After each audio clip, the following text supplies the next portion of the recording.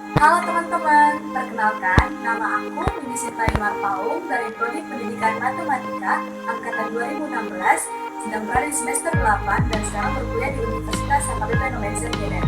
Aku mau tanya nih teman-teman, bagaimana sih pendapat kalian tentang matematika? Pasti di pikiran kalian matematika itu sulit, sukar dipahami, dan banyak menggunakan rumus, apalagi tentang trigonometri, sinus, tangen. Kalian pasti bingung kan akan hal itu? Jadi, untuk menjawab semua kesulitan kalian, video ini adalah jawabannya.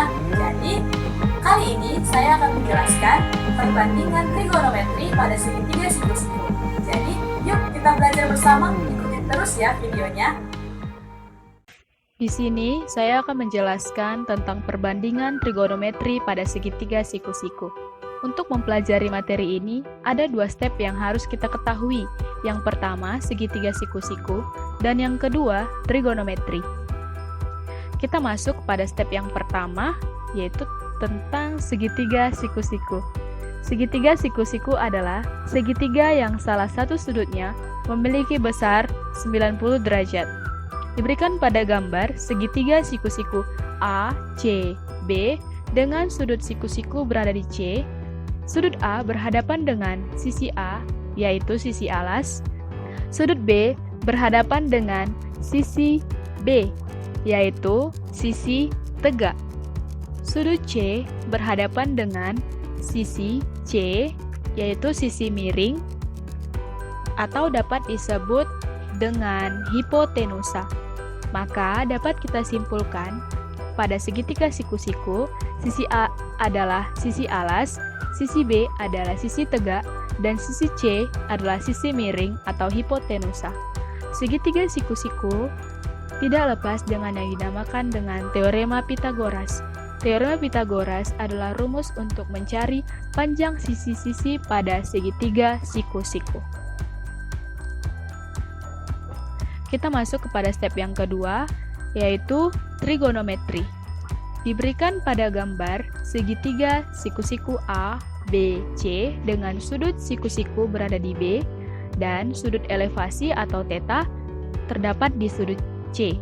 AC adalah sisi miring, AB adalah sisi depan, dan BC adalah sisi samping menurut sudut elevasi atau theta.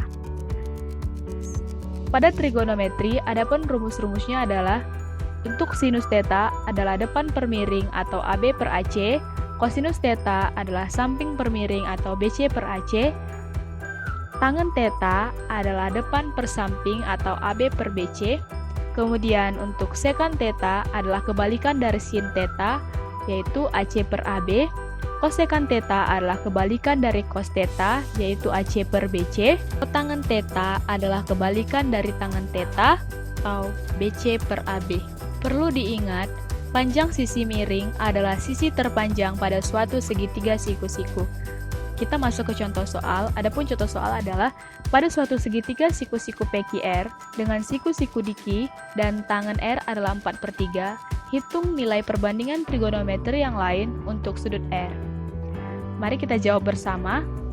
Sesuai dengan soal, segitiga PQR dengan siku-siku diki dan sudut elevasi atau theta pada sudut R.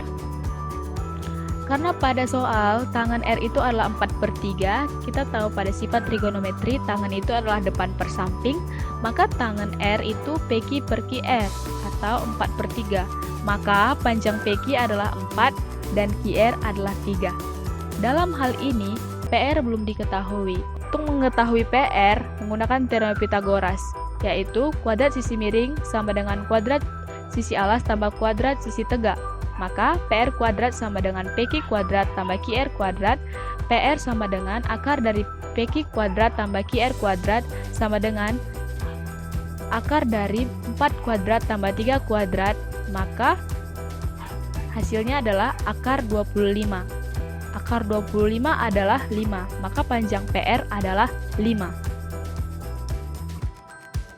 Untuk menentukan perbandingan trigonometri yang lain, kita dapat menggunakan sifat trigonometri. Sesuai dengan step 2, untuk sifat trigonometri, sinus theta adalah depan per miring, Kosinus theta adalah samping per miring. Tangen theta adalah depan per samping.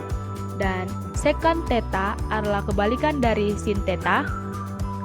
Kosekant theta adalah kebalikan dari kosinus theta. Dan kotangen theta adalah kebalikan dari tangen theta. Maka dapat kita selesaikan untuk sinus R adalah 0,8, kosinus R adalah 0,6, kosekant R adalah 1,25,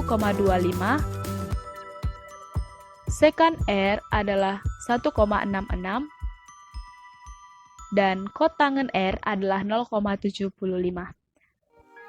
Gimana teman-teman? Gampang kan? Sekarang uji diri kamu dengan soal berikut. Selamat belajar.